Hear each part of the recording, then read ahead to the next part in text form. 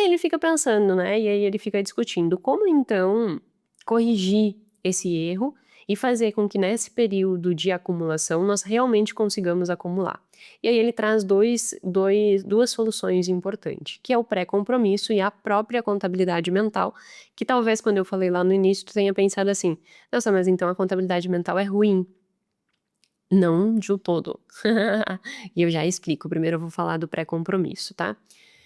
O pré-compromisso é uma forma de nós conseguirmos, sermos coerentes com o que o planejador ele está pré-estabelecendo.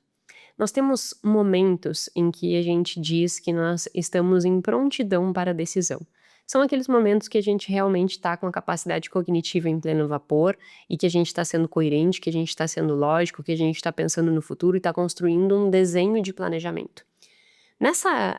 Nessa janela de lucidez, quando tu tiver essas janelas de lucidez, o que o Thaler sugere é que nessas janelas de lucidez você estruture pré-compromissos de forma que quando você estiver com a predominância do seu executor, ou seja, a predominância daquele que vai preferir os prazeres imediatos, que quando ele estiver predominando, ele não tenha acesso a dinheiro que o planejador já tinha pré-definido para o teu eu do futuro. Então o pré-compromisso é fazer com que tu construa regras que impossibilitem o teu fazedor de cair na tentação. Porque em algum momento o teu fazedor vai cair na tentação e o teu planejador não vai conseguir controlar o teu executor ou fazedor. Quando eu falo executor e fazedor é a mesma coisa, tá? Porque no artigo em inglês é do, né? E aí a gente pode traduzir em fazedor, executor, fazedor talvez. Foi a tradução. Então a gente precisa construir, né, essas regras, porque essas regras elas servem como pré-compromisso para quando o fazedor estiver num momento de loucura, ele fique impossibilitado de cometer erros. Como que a gente estrutura isso e qual a sugestão que ele dá? Existe pré-compromissos externos e pré-compromissos internos. Pré-compromissos externos é quando nós nos beneficiamos de contexto. Por exemplo, digamos que você tenha... Nos Estados Unidos acontece muito isso, aqui no Brasil não tanto, né? Que as próprias empresas, elas constituem previdências, né, privadas, e eles pegam um valor dos funcionários já para a construção dessa aposentadoria. Então é como se fosse um depósito compulsório, embora se os funcionários não quiserem aderir, eles não aderem. Mas já existe ali um nudge, que se chama nudge padrão, né, em que a pessoa já entra na empresa e já está lá pré-determinado, olha, tu já tem aqui uma destinação do teu salário de tantos porcentos para a coisa. Tu quer sair disso? E aí, como as pessoas têm status quo, as pessoas optam por não sair. Então, isso beneficia. É um empurrãozinho que também o Thaler discute, né? Que é uma das bases da teoria do Thaler. É um empurrãozinho positivo que faz com que a pessoa, ela exerça o comportamento que o planejador executaria e que o fazedor, por vezes, coloca os pés pelas mãos e não faz. Então, isso são ações externas, né? A própria previdência privada aqui no Brasil seria um pré-compromisso externo, em que tu estabeleceria um compromisso com uma instituição de todos os meses depositar. Jéssica, tu concorda em fazer previdência privada? Tem que ter cuidado, né? Tem muita previdência privada boa, como tem muita previdência privada péssima.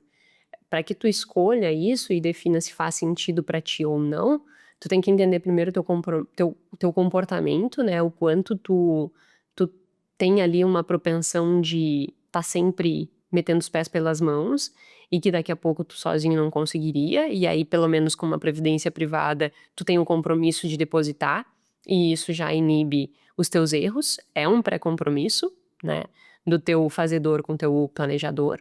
Então eu acho que para muitos pode fazer sentido, e para outros talvez possa não fazer sentido, que existam outros caminhos que possam ser melhores. Aí tem que fazer análise de cada caso e olhar do ponto de vista de economia, de finanças tradicionais, né? Analisar cenários, enfim, tudo isso que a gente não vai adentrar aqui. Mas isso seriam estratégias de pré-compromisso externas. E existem as estratégias de pré-compromisso interna, né? Por exemplo, eu vou sair de casa, eu não posso levar o cartão de crédito. Quando eu receber tal dinheiro, esse tal dinheiro eu não posso gastar. Eu já tenho que definir que isso aí faz parte do meu eu do futuro. Exemplo, nós, um exemplo que não é pro meu eu do futuro, mas foi uma coisa que nós estabelecemos quando nós éramos assalariados, né? Eu e o Gui, quando a gente era funcionário. A gente estabelecia que 13º e férias não era nosso, né?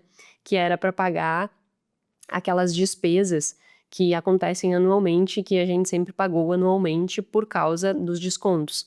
Então, IPTU, IPVA, essas coisas, né, que acontecem uma vez no ano, o seguro do carro, que acontece uma vez só no ano e que se tu paga à vista, tu consegue um valor significativo de desconto.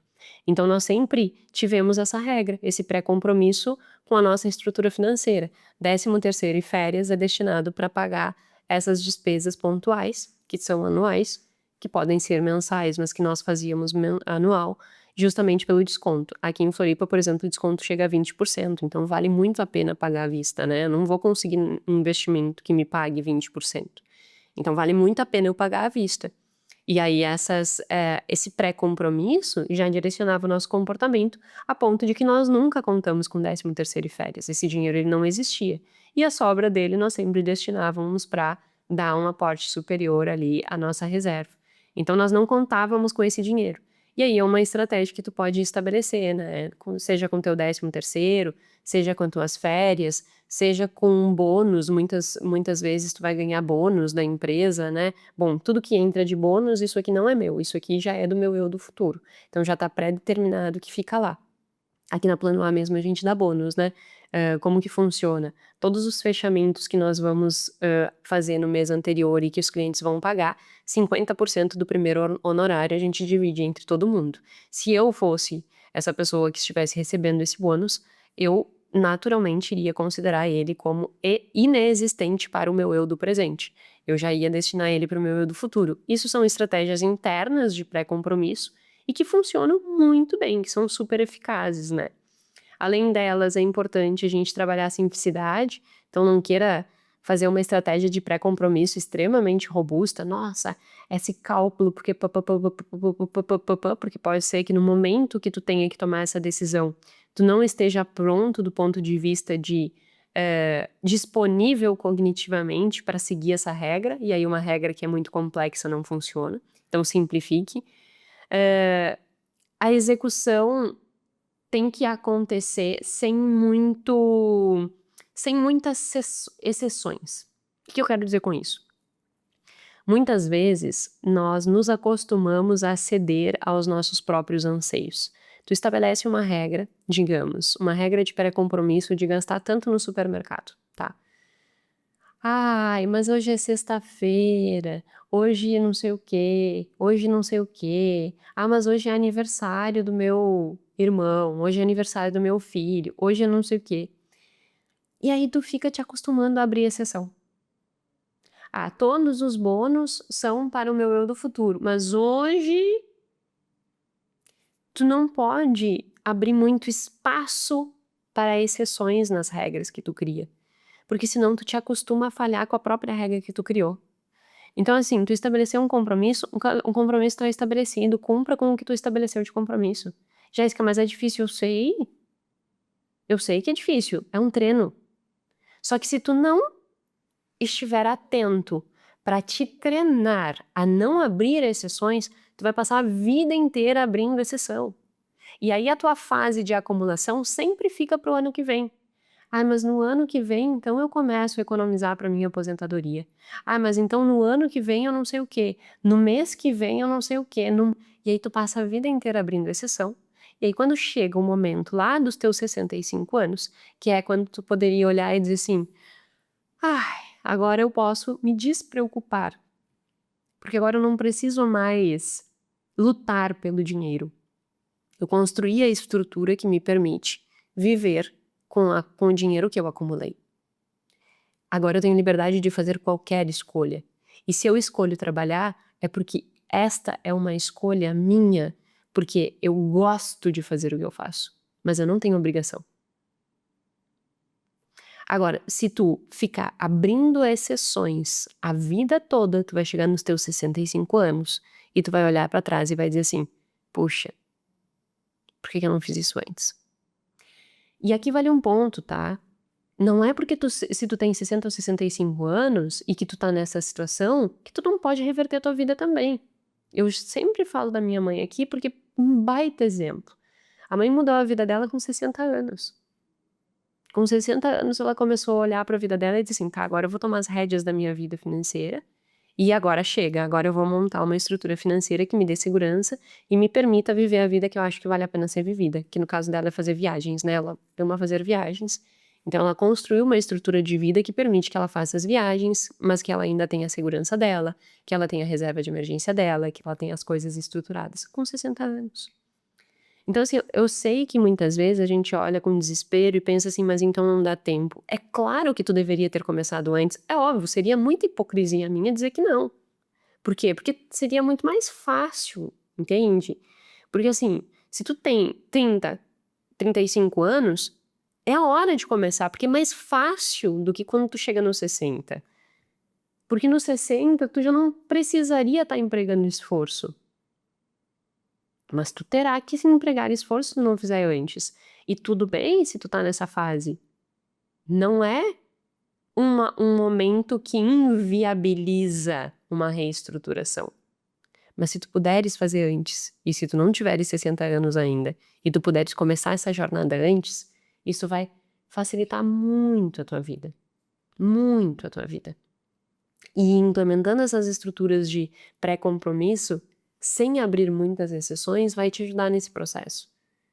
Porque senão tu vai ficar sempre abrindo exceção. "Nossa, eu já tive tantos clientes. Não, Jéssica, mas agora não deu por causa disso e disso". Entende que sempre vai ter alguma coisa que vai fazer com que não dê? Tu sempre vai ter uma boa justificativa. É o jogo que a gente faz mentalmente, assim, ó. O nosso sistema 1, ele tá sempre tentando convencer o nosso sistema 2, sempre.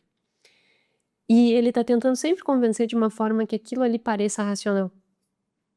Então: "Ah, mas é que agora não sei o quê, não sei o quê, não sei o quê, não sei o quê, não sei o quê, não sei o quê". Não pode ser assim. Então, assim, as regras elas não podem ter muitas exceções, não abra brecha para muitas exceções, senão tu nunca vai fazer o que precisa ser feito.